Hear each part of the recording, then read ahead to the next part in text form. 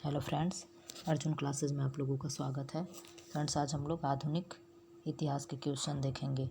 Annie Besant और बाल गंगाधर तिलक दोनों ने अलग अलग होम रूल स्थापित की, किंतु दोनों लीग किस वर्ष में एक साथ संयुक्त हुए? कब हुए? 1916 में। वर्ष 1915-16 में दो होम रूल लीगों की स्थापना हुई। एक के नेता लोकमान्य तिलक थे और दूसरी का नेतृत्व एनी बेसेंट और एम.एस. सुब्रमण्यम अय्यर ने किया। दोनों होम रूल लीगों ने युद्ध के बाद भारत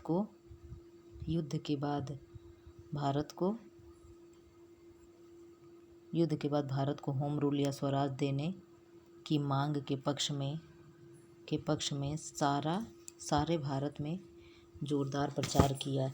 इसी आंदोलन के दौरान लोकमान्य तिलक ने यह लोकप्रिय नारा दिया, स्वराज मेरा जन्मसिद्ध अधिकार है और मैं इसे लेकर रहूँगा। दोनों लीगों ने तेजी से प्रगति की और स्वराज का नारा सारे देश में गूंज उठा।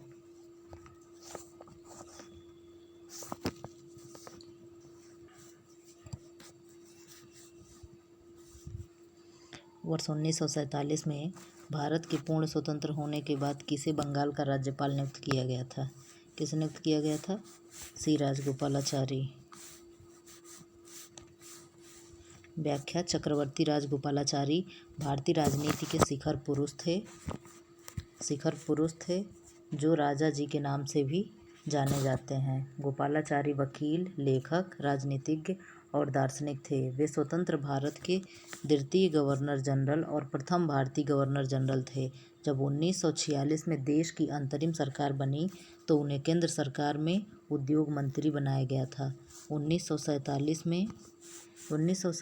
में देश के पूर्ण स्वतंत्र होने पर उन्हें बंगाल का राज्यपाल नियुक्त किया गया।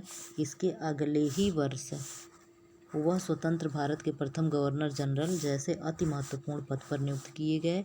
सन 1950 में वे पुनः केंद्रीय मंत्रिमंडल में लिए गए। इसी वर्ष सरदार वल्लभ भाई पटेल की मृत्यु होने पर वे केंद्रीय गृह मंत्री भी बनाए गए। निम्नलिखित किलों में से ब्रिटिशों ने किसका सबसे पहले निर्माण किया था? किसका किया था? फोर्ट सेंट जॉर्ज का निर्माण मछलीपट्टनम स्थित ईस्ट इंडिया कंपनी की काउंसिल के एक सदस्य फ्रांसिस डे ने 1640 ईस्वी में चोल मंडल तट पर जमीन की एक पतली पट्टी के ऊपर करवाया था। यह जमीन पड़ोस के हिंदू राज्य चंद्रगिरी के पट्टे पर मिली थी। इसी किले के चारों ओर मद्रास, आज का आधुनिक चेन्नई नगर का विकास हुआ। किले का निर्माणकर्ता फ्रांसिस डे अरमा गांव स्थित ईस्ट इंडिया कंपनी की फैक्ट्री का मुखिया था। नमक सत्याग्रह किस ईस्वी में प्रारंभ हुआ था? 1930 में। गांधी जी की इस चुनौती का महत्व अधिकांश भारतीयों को समझ में आ गया था, किंतु अंग्रेजी राज को नहीं। हालांकि गांधी जी ने अपनी नमक यात्रा की पूर्व सूचना वायसराय इरविन को दे दी थी, किंतु इरविन उनकी इस कार्रवाई के महत्व को न समझ सके।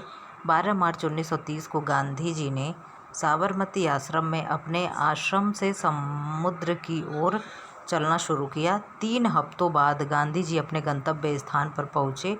वहाँ उन्होंने मुट्ठी भर नमक बनाकर स्वयं को कानून की निगाह में अपराधी बना दिया। इसी बीच देश के अन्य भागों में समानांतर नमक यात्राएं आयोजित की गईं। निम्नलिखित में से किसने Ahmedabad textile labour union association 1918 की स्थापना की? किसने की थी? महात्मा गांधी जी ने। महात्मा गांधी जी को ब्रिटिश शासन के खिलाफ भारतीय राष्ट्रीय आंदोलन का नेता और राष्ट्रपिता माना जाता है। इनका पूरा नाम मोहनदास करमचंद गांधी था। महात्मा गांधी राजनीतिक और सामाजिक प्रगति की प्राप्ति हेतु अपने अहिंसक विरोध के सिद्धांत के लिए उन्हें अंतर्राष्ट्रीय ख्याति प्राप्त हुई। मोहनदास करमचंद गांधी भारत एवं भारतीय स्वतंत्रता आंदोलन के एक प्रमुख राजनीतिक एवं आध्यात्मिक नेता थे। साबरमती आश्रम में उनका अटूट रिश्ता था। इस आश्रम में से महात्मा गांधी आजीवन जुड़े रहे, इसलिए उन्हें साबरमती का संत की उपाधि भी मिली। भारतीय राष्ट्रीय सेना आज़ाद हिंद फौज ने द्वितीय विश्व युद्ध में किसके विरुद्ध युद्ध किया था? किसके विरुद्ध? Great Britain. भारतीय राष्ट्रीय सेना आज़ाद हिंद फौज ने द्वितीय विश्व युद्ध में ग्रेट ब्रिटेन के विरुद्ध युद्ध किया। आज़ाद हिंद फौज की स्थापना कैप्टन मोहन सिंह द्वारा जापान के सहयोग से भारतीय जनता बंदी बनाया गया जापान द्वारा से किया। रास बिहारी बोस ने इस सेना को मजबूती प्रदान की। सुभाष चंद्र बोस ने इस सेना का नेतृत्व किया। लाल किला मुकदमा या दिल्ली मुकदमा आज़ाद हिंद फौज के सैनिकों के विरुद्ध नवंबर 1945 में चलाया गया। सुभाष चंद्र बोस को नेताजी की उपाधि हिटलर द्वारा दिया गया। माओ जेडोंग किस देश के साम्यवादी आंदोलन का नेता था? चीन का। माओ जेडोंग चीन के साम्यवादी आंदोलन के जनक हैं। माओ त्से-तुंग ने लिखा कि शक्ति बंदूक की नली से आती है। माओ त्से हिंसक तरीके से शक्ति प्राप्त करने में विश्वास रखते थे। चीन में साम्यवादी सरकार के प्रथम राष्ट्रपति के रूप में तानाशाह ने कार्य किया। 1949 से 1970 ईस्वी सन तक भारत में माओ कम्युनिस्ट सेंटर MCC इसी विचार से प्रभावित है। भारत में प्रथम बार नक्सलबाड़ी में 1967 ईस्वी में MCC की प्रथम यूनिट के नायक चारू मजुमदार और कानू सन्याल थे। MCC सामाजिक आर्थिक कारण से उभरा हुआ एक संगठन है जो हिंसक मार्ग से साधन को प्राप्त करना चाहते हैं। आज भारत सरकार की एक गंभीर समस्या बनी हुई है।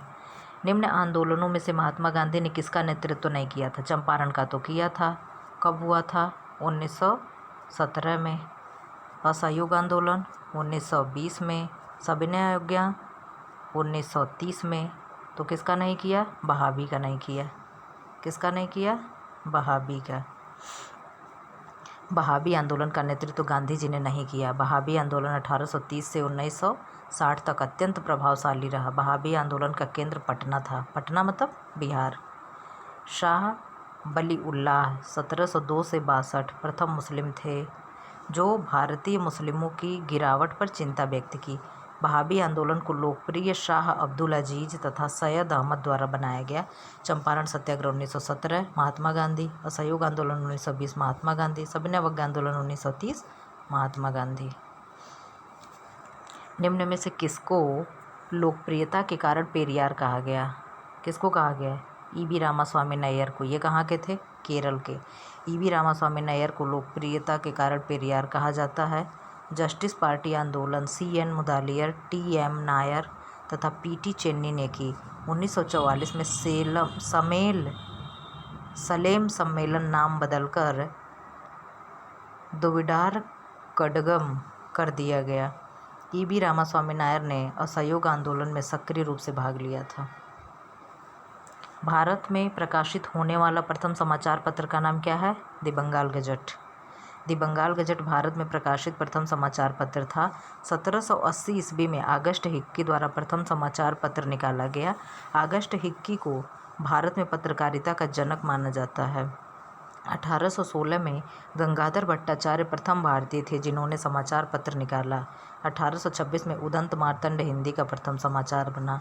किसने निकाला था उदंत मार्तंड? पंडित जुगल किशोर। पंडित जुगल किशोर ने उदंत मार्तंड का प्रकाशन किया था। बंगाल की एशियाटिक सोसाइटी 1784 में स्थापित के प्रवर्तक कौन थे?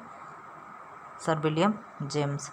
सर विलियम जोन्स ने 1784 में बंगाल की एशियाटिक सोसाइटी की स्थापना की। इस सोसाइटी का उद्देश्य भारतीय गौरवशाली विषय को विभिन्न भाषाओं में अनुवाद करना था। तीसरे आंग्ल मैसूर युद्ध को समाप्त करने के लिए टीपू सुल्तान ने अंग्रेजों के साथ निम्न में से कौन सी संधि की थी? श्रीरंगपट्टनम की संधि। श्रीरंगपट्टनम की संधि 1792 ईस्वी में तीसरे आंग्ल मैसूर युद्ध के बाद की गई। प्रथम आंग्ल मैसूर 1767 से 69 ईस्वी युद्ध के बाद मद्रास की संधि हुई। द्वितीय आंग्ल मैसूर युद्ध 1780 से 84 के बाद मंगलौर की संधि हुई। तृतीय आंग्ल मैसूर 1790 से 92 के बाद टीपू और कॉर्नवालिस के बीच श्रीरंगपट्टनम की संधि हुई। इस संधि द्वारा आधा राज्य छीन लिया गया। 1932 में सांप्रदायिक अवार्ड द्वारा किसे पृथक प्रतिनिधित्व प्रदान किया गया था? हरिजनों को। 1932 के सांप्रदायिक अवार्ड द्वारा हरिजनों को पृथक प्रतिनिधित्व प्रदान किया गया था। गांधी अम्बेडकर समझौता द्वारा इस व्यवस्था को रद्द कर दिया गया। गांधी अम्बेडकर समझौता को पूना पैक्ट कहा जाता है। गांधी जी इस समझौता को पूना के यरवदा में रहकर किया था। यरवदा क्या है? जेल है। पूना में यरवदा नामक जेल है। पूना पैक्ट द्वारा केंद्रीय विधानमंडल में 18.10 दलितों को स्थान दिया गया था। 1919 के भारतीय परिषद एक्ट द्वारा सिखों एवं ईसाइयों के लिए अलग अलग निर्वाचन व्यवस्था की गई। 1909 के भारतीय परिषद एक्ट द्वारा मुस्लिम के लिए अलग से निर्वाचन मंडल की व्यवस्था की गई। निम्न में से फ्रांस की क्रांति का प्रसिद्ध नारा कौन सा था? फ्रांस की क्रांति का प्रसिद्ध नारा क्या था? स्वतंत्रता, समानता और भ्रातृत्व। फ्रांस की क्रांति का प्रसिद्ध नारा स्वतंत्रता, समानता और भ्रातृत्व था। 14 जुलाई 1789 ईस्वी को क्रांतिकारियों ने बास्तील के किले तोड़ बंदियों को मुक्त करा लिए। 14 जुलाई को फ्रांस में राष्ट्रीय दिवस के रूप में मनाते हैं। फ्रांसीसी क्रांति में बाल्तेयर, मॉन्टेस्क्यू एवं रूसो ने महत्वपूर्ण भूमिका निभाई। फ्रांस की क्रांति के समय राजा लुई 16वां था। फ्रांस की क्रांति के समय राजा कौन था? लुई 16वां। ये पूछा जाता है क्वेश्चन में। लुई 16वां को देशद्रोह के अपराध में फांसी दी गई। फ्रांस की क्रांति के समय रानी मेरी एंतोइन थीं। प्लासी युद्ध के समय बंगाल का नवाब कौन था? प्लासी युद्ध के समय बंगाल का नवाब कौन था? सिराजुद्दौला। प्लासी का युद्ध 23 जून 1757 ईस्वी को लड़ा गया था। इस युद्ध में लॉर्ड क्लाइव ने बंगाल के नवाब सिराजुद्दौला को हराया था। हार का कारण मीर जाफर एवं राय दुर्लभ की गद्दारी थी। भारत में पुर्तगाली साम्राज्य पर सर्वप्रथम प्रकाश किसने डाला था? किसने डाला था? डोमिंगो पायस ने। भारत में पुर्तगाली साम्राज्य पर सर्वप्रथम प्रकाश डोमिंगो पायस ने डाला। यह पुर्तगाली यात्री था तथा इसने 1520 ईस्वी में विजयनगर की स्थापना करी थी। ब्रिटिश सरकार ने पहली बार यह घोषणा की उनकी मंशा भारत में धीमे धीमे एक उत्तरदायी सरकार बनाने की है। ये किसके द्वारा किया गया था? अगस्त घोषणा 1917। भारत सचिव मॉन्टेगू द्वारा 20 अगस्त 1917 को की गई घोषणा अगस्त घोषणा के नाम से जानी जाती है। इसमें उन्होंने कहा, महामहिम सम्राट की सरकार की नीति यह है कि भारतीय शासन के प्रत्येक विभाग में भारतीयों का संपर्क उत्तरोत्तर बढ़े तथा स्वशासी प्रशासनिक संस्थाओं का धीरे धीरे विकास हो, जिससे अधिकाधिक प्रगति करते हुए प्रगति उत्तरदायी प्रणाली भारत में स्थापित हो और यह अंग्रेजी साम्राज्य के अभिन्न अंग के रूप में आगे बढ़े। इनमें से किस अवधि में Lord William Bentinck governor general थे? कब थे? 1828 से 35। लॉर्ड विलियम बेंटिक 1828 से 35 भारत के प्रथम गवर्नर जनरल थे। 1833 के चार्टर द्वारा जो अपने पद पर 1833 से 20 मार्च 1835 तक रहा। शिवाजी के बाल्यकाल पर किसका प्रभाव पड़ा था? उनकी माता जीजाबाई और उनके गुरु कोणदेव। 2 और 3, सॉरी मैंने यहाँ गलत कर दिया, पढ़ा तो मैंने सही था। शिवाजी के बाल्यकाल पर माता जीजाबाई का सबसे अधिक प्रभाव पड़ा था। इसके बाद गुरु कोणदेव का प्रभाव पड़ा था। शाहजी भोसले एवं तुकाबाई मोहिते का प्रभाव नाम मात्र का था। आध्यात्मिक क्षेत्र में शिवाजी के आचरण पर गुरु रामदास का काफ़ी प्रभाव था।